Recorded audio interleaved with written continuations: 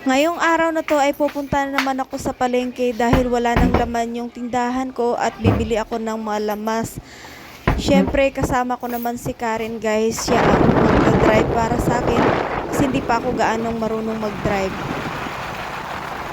Tanghaling tapat, parang kami lang yata ni Karen ang tao sa daanan ngayon kasi wala kaming mga nakikitang mga motor. Kami lang talaga ang dumaan. Pagdating nga namin pala dito ay nag-order muna kami ng halo para magpapalamig. Dahil sa sobrang init ng panahon ngayon guys, gusto namin kumain ng malamig.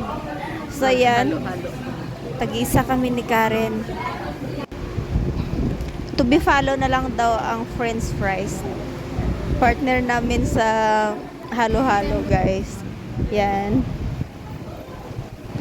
At ito na yung french fries na in-order namin.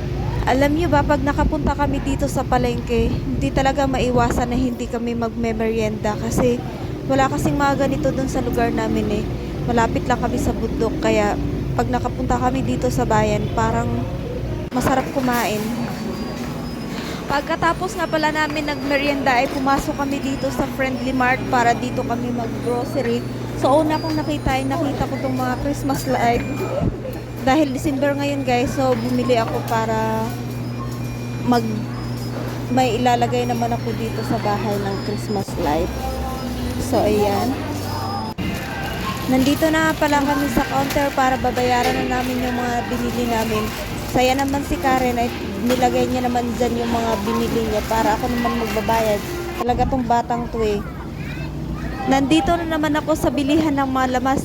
Naghahanap ako ng mga mura kasi bebenta ko rin yung mga yan dun sa lugar namin.